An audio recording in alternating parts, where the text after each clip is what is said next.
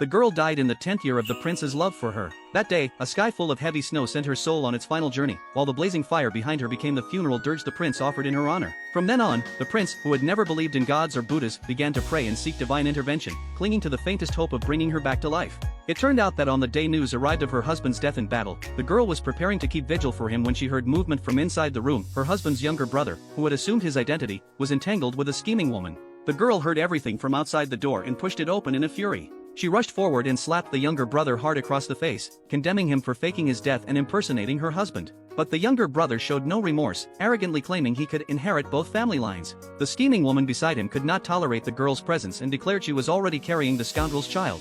Upon hearing this, the scoundrel shoved the girl away, brutally kicked her in the abdomen, while the scheming woman strangled her from behind. In his final moments, the scoundrel even triumphantly admitted that he was the one who had murdered the girl's entire family. As the girl lay motionless on the ground, the wicked pair thought everything was settled. Little did they know, the prince arrived just then with his guards. When he saw the girl lying there, he rushed anxiously to her side. The prince swiftly drew his blade and ended both of their lives. Heartbroken, he cradled the girl in his arms. The only thing left for him to do now was to ensure that every person who had harmed her was utterly destroyed. At that very moment, the girl opened her eyes once more. She had returned to a time before all the tragedy began. She swore she would not let that wicked pair off easily.